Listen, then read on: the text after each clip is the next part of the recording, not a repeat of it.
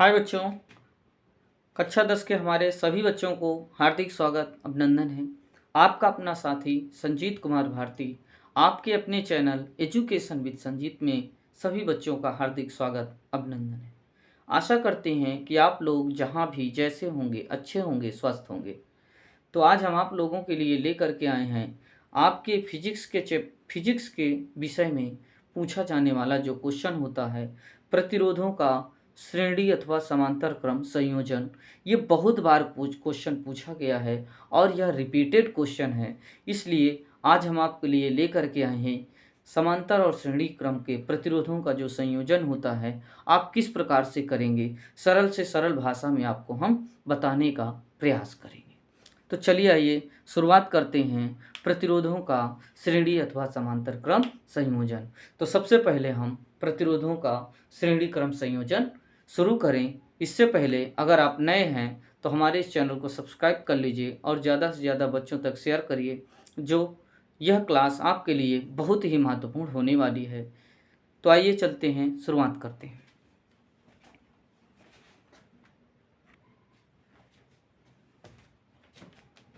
हाय बच्चों, आइए शुरुआत करते हैं आपका वह फेवरेट क्वेश्चन जो आपके पेपर में रिपीटेड क्वेश्चन है, ये कई बार पूछा जाता है। तो आइए शुरुआत करते हैं। सबसे पहले हम सवाल कह रहा है कि किसी परिपथ में 3 प्रतिरोध हैं। कितने प्रतिरोध हैं? 3 प्रतिरोध, क्रमशः R1, R2 और R3 हैं। तो प्रतिरोधों को श्रेणी तथा समांतर क्रम में जोड़ने पर, देखिए 3 प्रतिरोध हैं, उन्हें एक बार श्रेणी में और एक बार समांतर क्रम में जोड़ने पर तुल्य धारिता के लिए व्यंजक स्थापित कीजिए। मतलब सूत्र का हमें निगमन करना है और किस में करना है? श्रेणी क्रम में और समांतर क्रम में। तो सबसे पहले चलिए हम लेते हैं श्रेणी क्रम। प्रतिरोधों का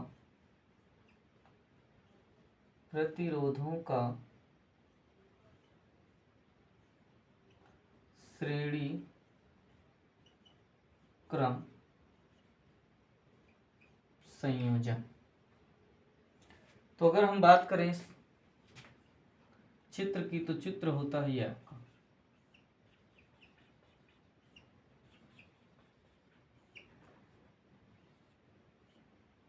ये आपका चित्र होता है। पहला R1, R2 और आपका R3।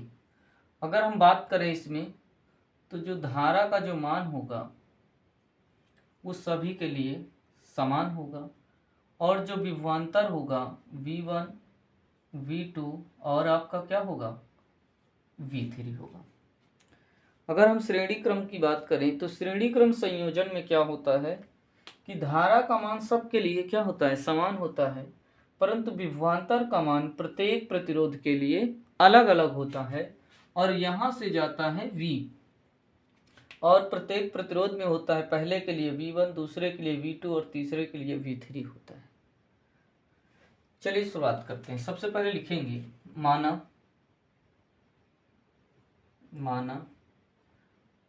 परिपथ में 3 प्रतिरोध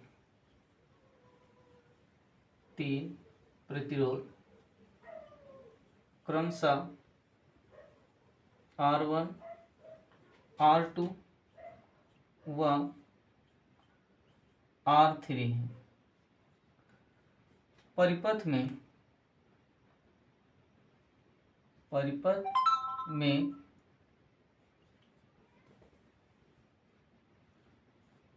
धारा का मान समान, धारा का मान प्रत्येक प्रतिरोध के लिए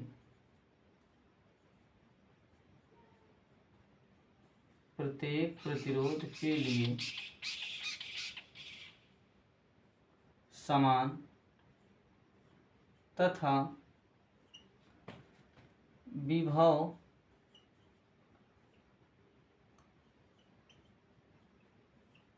अलग अलग होता है। ध्यान से समझिएगा। अगर हम श्रेणी क्रम की बात करें तो श्रेणी क्रम में क्या होता है कि परिपथ में जो प्रतिरोध लगे होते हैं R1, R2 और R3, उसमें धारा का मान क्या होता है? सभी प्रतिरोध के लिए समान होता है, परंतु प्रत्येक प्रतिरोध के लिए विभव का जो मान होता है वो अलग अलग होता है। तो लिखेंगे ओम के नियम से। कौन सा नियम? ओम के नियम से। अगर ओम का नियम आपको नहीं आ रहा हो तो कमेंट बॉक्स में लिख करके भेज दीजिएगा, हम आपको ओम का नियम भी समझा देंगे। तो चलिए आज हम फिलहाल श्रेणी और समांतर पढ़ रहे हैं। तो ओम का नियम होता है V बराबर आई आर। अगर हम पहले प्रतिरोध के लिए लिखें विभवांतर, तो पहले प्रतिरोध के लिए विभव, तो वो होता है V1 बराबर आई R1। और दूसरे प्रतिरोध के लिए अगर हम बात करें, दूसरे प्रतिरोध के लिए विभव V2 बराबर आई R2। अगर हम तीसरे प्रतिरोध की बात करें, तीसरे प्रतिरोध के लिए विभव, तो V3 बराबर होता है आई R3। समीकरण कितना बन गया? 3। लिखेंगे समीकरण 1, 2 व 3 से। तो ये हो जाएगा V बराबर V1, V2 और V3। तो V के दर पर हम लिखेंगे आई आर, इसके दर पर आई R1, इसके दर पर आई R2 और इसके दर पर आई R3। आई कॉमन कर लीजिए, R1, R2 और R3। आई से आई कट जाएगा, आई R बराबर R1, R2 और R3। तो इस प्रकार से आपका यह श्रेणी क्रम संयोजन प्रतिरोधों का सूत्र स्थापित हो गया। आप इसे नोट कर लीजिए और अपने से लगाने का प्रयास कीजिए। अब हम चलते हैं समांतर क्रम संयोजन की ओर। तो आप सबसे पहले इसे नोट कर लीजिए, फिर हम आगे की ओर चलते हैं। और ये चित्र भी आप जो है ध्यान से बना लीजिएगा। आपको पेपर में सेम तरीके से ऐसे ही हल करना है व्यंजक का सूत्र ज्ञात करने के लिए। ठीक, तो आप इसे नोट करिए, फिर हम आगे की ओर चलते हैं।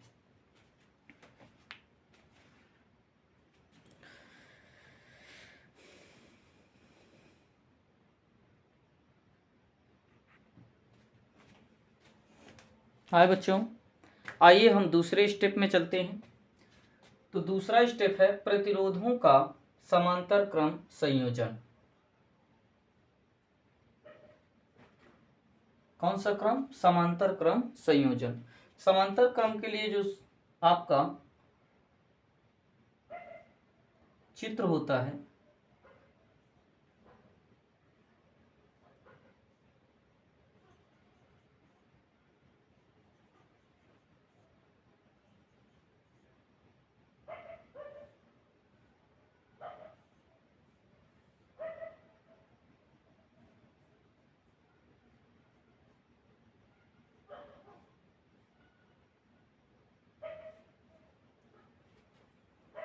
इसमें धारा का मान प्रत्येक के लिए, अच्छा प्रतिरोध R1, R2 और आपका होता है R3। अगर हम इसमें बात करें तो इसमें जो विभव का मान होगा प्रत्येक के लिए समान होगा। प्रत्येक प्रतिरोध के लिए जो विभव का मान होगा वो समान होगा, और जो धारा का मान होगा वो अलग अलग होगा। धारा का मान क्या होगा? अलग अलग होगा। तो चलिए देखते हैं क्या कहता है। यहां लिखेंगे माना तीन प्रतिरोध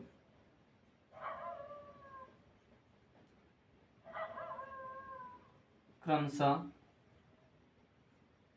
R1, R2 व R3 हैं जो समांतर क्रम में जोड़े हैं। यदि परिपथ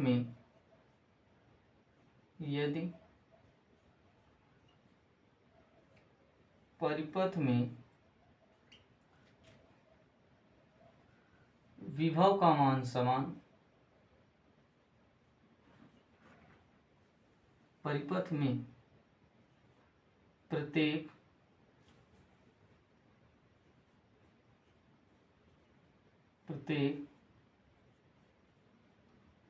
प्रतिरोध के लिए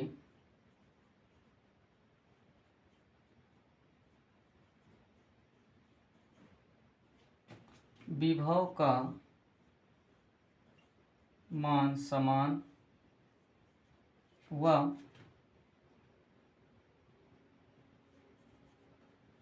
धारा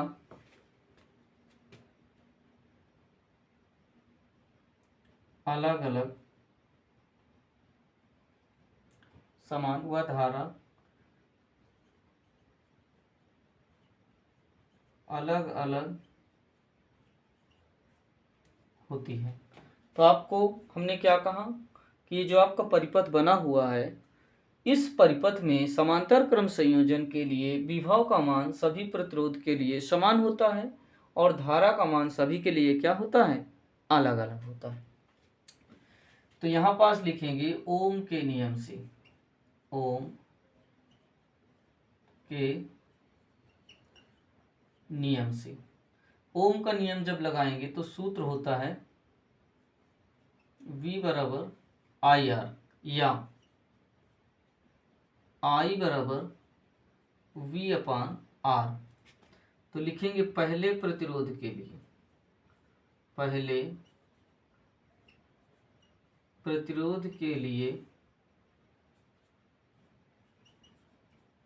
धारा, पहले प्रतिरोध की बात करें तो I1 बराबर V अपान R1 समीकरण 1। अगर हम दूसरे प्रतिरोध के लिए बात करें, दूसरे प्रतिरोध के लिए धारा, तो वो होती है I2 बराबर V अपान R2। अगर हम तीसरे प्रतिरोध के लिए बात करें, तीसरे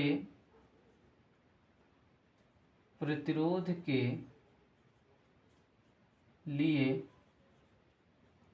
धारा, तो I3 बराबर V अपान R3। समीकरण कितना बन गया, 3। अब आप इसे नोट कर लीजिए, फिर हम आगे की ओर चलते हैं और इसको हम मेट करके 2, 3 और 1 को रोक करके समीकरण बनाते हैं।